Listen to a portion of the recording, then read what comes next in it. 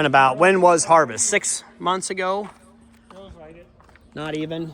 Good morning, Lead Farms, Cale Carlson, here at our local co-op elevator. And this is where we dump the first load of beans and all of our loads of beans.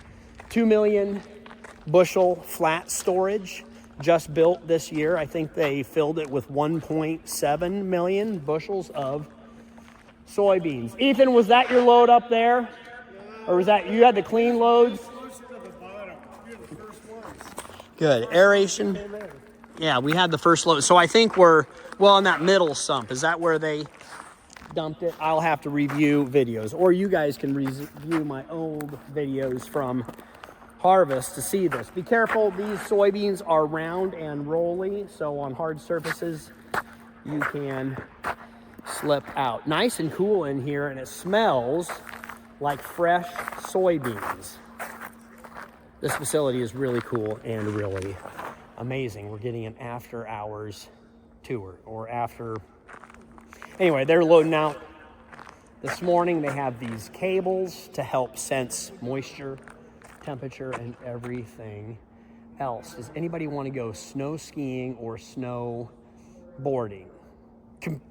Remember, grain fatalities are dangerous, so we're not going to be walking up on this pile, even though it's tempting, because you can have avalanches and you can get covered and smothered in grain. That would not be good. What are we going to do today?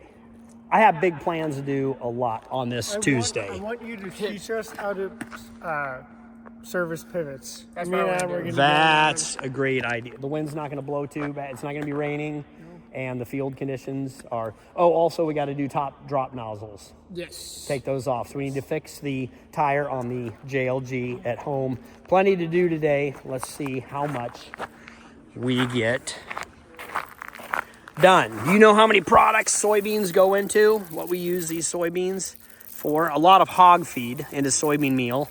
And the oil goes into some biodiesel and a number of other things. Correct me if I'm wrong, but these strands monitor the temperature and moisture, and yeah, that's kind of probe the yes, yeah. So you monitor the whole thing. If you get a hot spot or anything else, you will know it. Very important on your computer. Sure.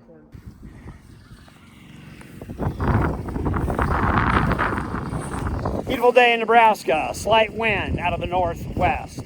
What we're doing now is getting ready for our prescribed burn. We are doing a black line, or a layer, a fire break, so that when we start the main fire, tall grass, burn off all the dead tall grass, and it will kill a lot of these eastern red cedar trees, which are a noxious weed for me. Fire is a wonderful way to control this and to spruce up your pasture, get new, green, cool season grass growing. Boys have been burning with me for a couple years now, so they kind of know the drill. Typically what we do is 2 wet lines on either side of this fire, and then Ethan will get the drip torch and light a little fire. This is the hard work, the slow, easy pace. It's not the fun, big burn. Takes a lot of work and slow dedication. But this is, sorry, pumper's probably a little bit too loud. But we have water. We actually have another pumper back of the place. So slow and easy wins the day. You guys ready for the big burn? You got to stay tuned to this channel for when we do the big burn. So when we get this all blocked off, nice, safe, and easy, then we'll do the big one. Oh, and I did shred here with the 15-foot shredder. So doing back burn in short grass or any other fire is a lot easier than this tall grass. But the big burn, the temptation to just let this go is very tempting, because this, right now, this time of day, would make for a very, very good pasture burn. On to the next job. Pause burning for now for a second. Now we have to take the pressure off that. 2 hands. Ethan. All right.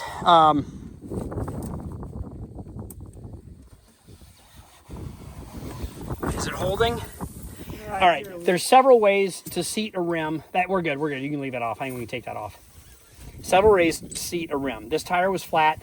It was off the bead. So I tried to use grease. That sometimes works to fill in the gap to get about 4 or 5 pounds of pressure inside the tire. Go ahead and take this chain off before we can't. I rotated the tire. The grease did not work. You should use a heavier wax that has a more stickability and holding power. That didn't work. I don't have any ether to light it and ignite it. I've done that before several times. This way seemed to work. Sometimes you can put a chain around it and put a binder on it. It seemed that with turning the tire and setting it down on some of the part where the bead is, that works. So yeah, several ways to do that. Kind of yanking down from the top forces the bead out to the sides. Yeah. Sometimes I can kind of seat it back on the rim.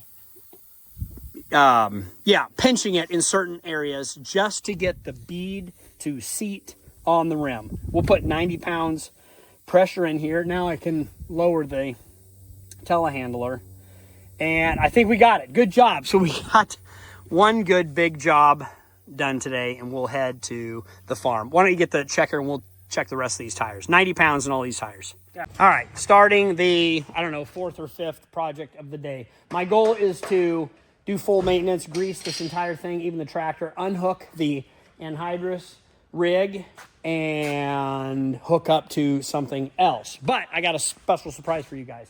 Our friends at TaskStar have sent this out to me, a new grease gun. Gone are the days of the old manual grease gun. Step up, upgrade to a cordless, automatic, battery-operated grease gun. You can pick these up on Amazon. Just search up TaskStar, or I'm sure I'll put an affiliate link down below in the description somewhere where you can just click and it'll bring you right to a cheaper option. If you don't want to spend a lot of money on a grease gun, these are a great value buy. They come with two 21 volt, 4,000 milliamp rechargeable cordless batteries. This gun's pretty cool. It has a lithium LED light to see what you're doing, and it's got really cool feature. It takes the regular grease tubes that we're all used to, and it's got an awesome shoulder strap. It comes with a bunch of extra parts as well. I think this 90 is my favorite part. If you guys have ever had to get into a difficult spot to grease a Zerk, which I'll try to find a difficult spot, and maybe we get to use this. But that comes with it. We'll grease this thing up.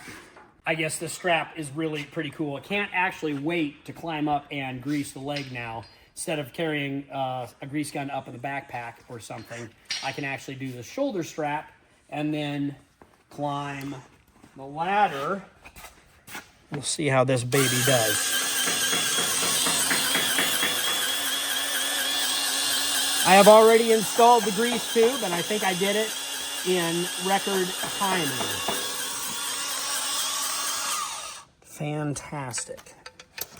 Nice. Oh, it's got a good grip. I love when it can attach onto a grease Zerk and not fall off right away. You can just put it on and hold it. Look, one-handed operation. Actually, what I can do, here, let me show you this. What you can do is turn this. This is pretty slick. This turns, and then you can set it down on the ground. So what I want to do is kind of spin this wheel as I'm greasing. That way, I know it's filling the entire bearing. Let's put it into this one. These are usually really difficult, and they do not want to take grease. Let's see what kind of pressure.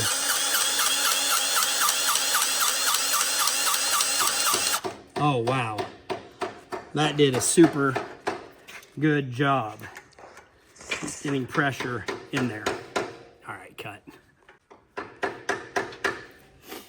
All right. Adam, are you keeping up with me?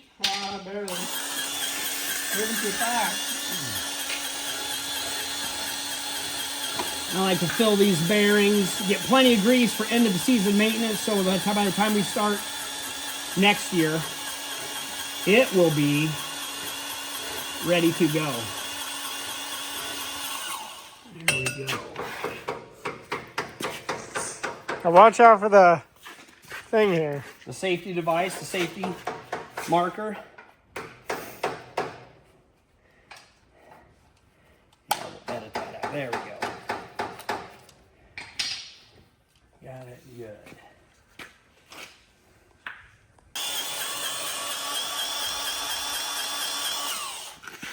These don't take too much grease, but I like to have plenty. If you want a job done like greasing everything, get yourself a fun tool like this.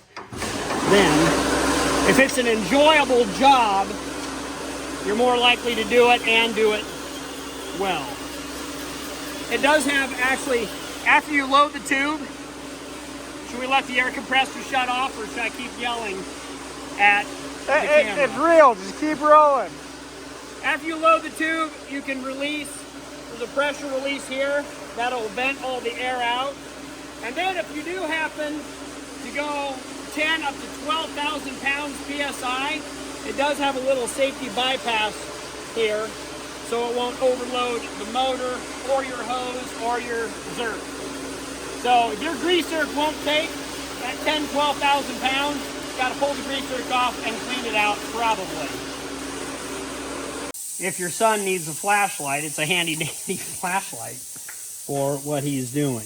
Good job. I like to pull these caps off. That way we can just see how much grease it's taking, and it won't blow the seal out on the bearing on the other side.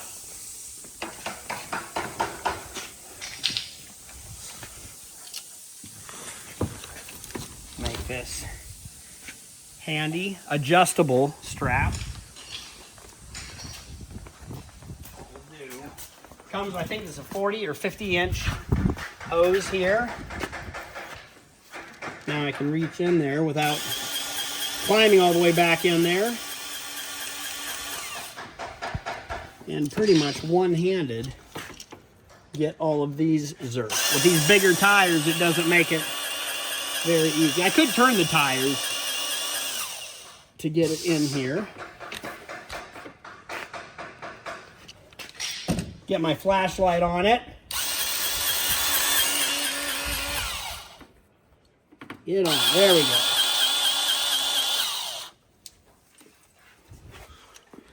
Got it.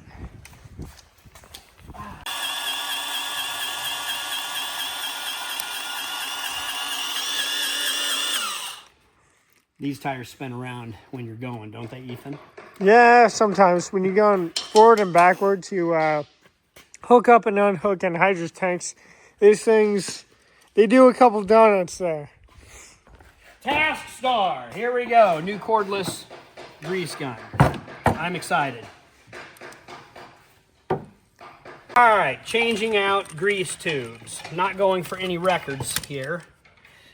I want to show you how quick.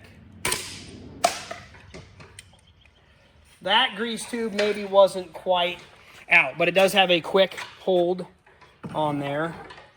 That's ooey gooey.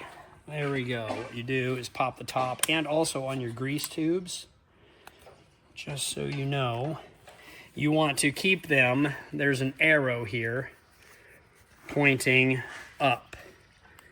There it is. Place this end, well, first. Oh my goodness. I did it backwards.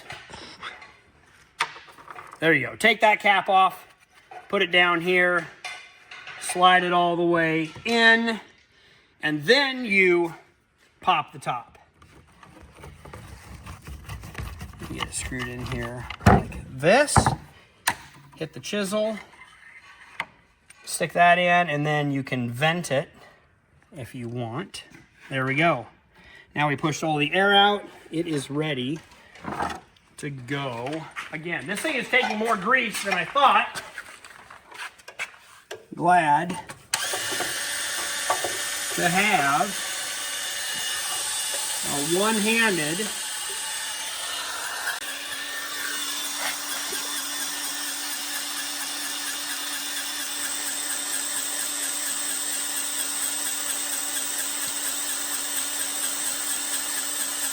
nice ooey gooey. That's a lot of grease.